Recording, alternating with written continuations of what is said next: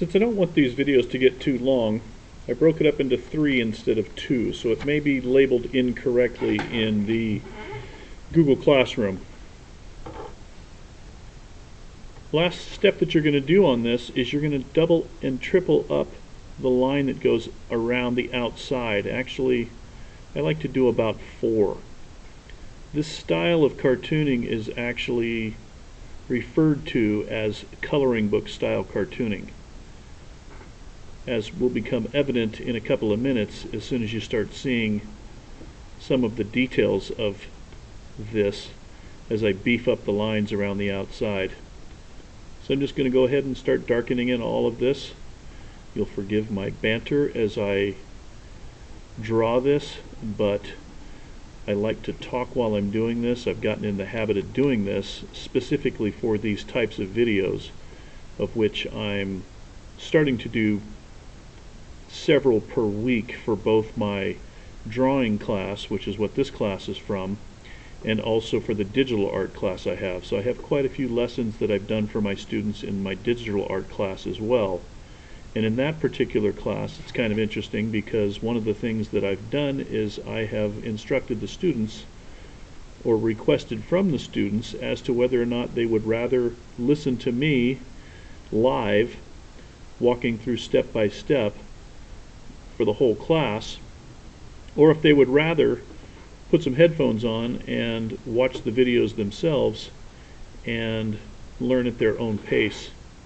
As you might imagine, based on what you know about kids these days, most of them prefer to watch the videos and learn that way. So students can work at their own pace, and those students who are having difficulties, it frees me up to work with them individually on their challenges that they're having with whatever we're drawing or whatever we're doing in the digital art class. Curious thing about a lot of my students in the digital art class is when they have challenges, oftentimes I'll tell them, "So did you watch the video?" And they'll go, "Oh yeah, watch the video all the way through." "Really? Did you watch it more than once?" "Well, no." "Okay, so the question I'm about to answer is actually on the video and it's covered very well, and I don't mind answering questions, but can you please watch the video again before I address that particular issue, because as a class we voted for you to work autonomously. So I'd like to honor that, and I'd really rather you watch the video, paused the video, so watch it one time all the way through, and then you can pause the video, do a little bit of the exercise, and then unpause the video and save your work in between each step of an application. The funny thing is, I started watching my students a little bit closer, and every one of them could honestly answer the question, "Did you watch the video?" The odd thing happened though, as you might imagine, they may have watched it, but they didn't listen to it. So now I've actually had to change the way I ask the question, and that is, did you watch the video with the audio, and did you actually stop the video at different points, do those specific sections of the video, and then turn it on again to continue the next steps. I'm a relatively new teacher, even though I'm 59 years old now, soon to be 60 in a couple of months.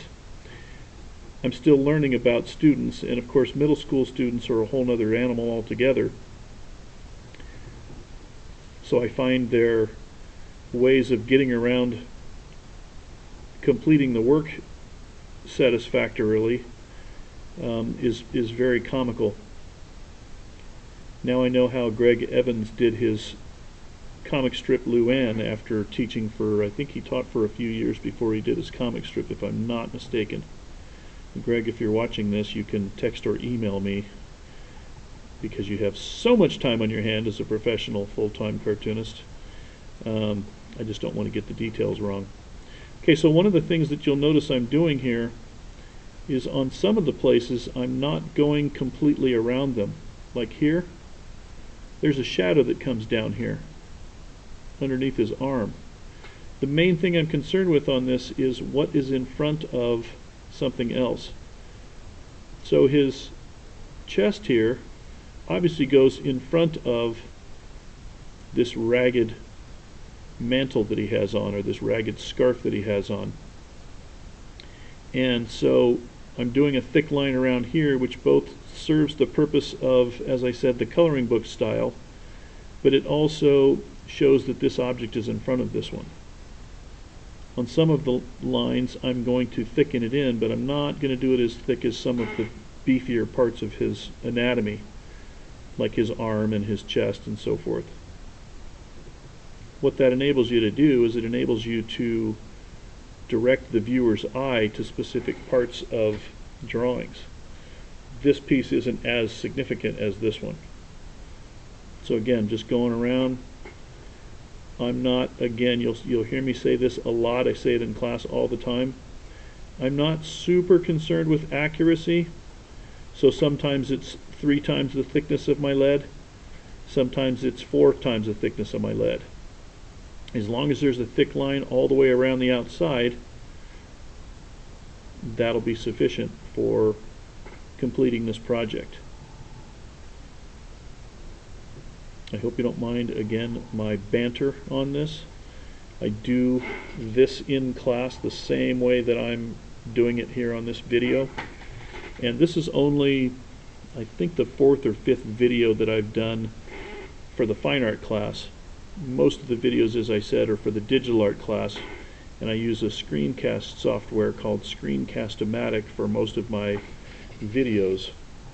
I hope I can get a plug from Screencast-O-Matic and maybe get a discount on my next year's membership to them, because mentioning their product on my YouTube channel. I'll put a link to Screencast-O-Matic down below if I get a chance to. I'm really more concerned with getting all this stuff done. Today's actually Saturday, and I'm at school because I got a really cool dock camera at school that I can just plug in an SD card and do my recordings there. One other method that I've been playing around with is using an easel, like a painter's easel, and clamping my phone to the painter's easel, which I can put right on top of my drawing, above my head, and record from my cell phone, which is quite a bit more clear. I think the resolution on that camera is 14 megapixels or maybe 20 megapixels. I don't honestly remember. It is the Galaxy S9 Note, the Galaxy Note 9. So again, just going all the way around here. There's a couple of YouTube people that I watch quite frequently. There's a guy named Peter Draws. Just want to give a shout out to Peter Draws because I love his videos. And he does pretty much the same thing, just sort of banters as he draws, describes what's going on. He has quite a few videos on the various pens that he uses. But as a public school teacher, of course, I don't have that kind of budget. I don't know if he gets sponsored by Pentel or whomever he uses with regards to his supplies and materials.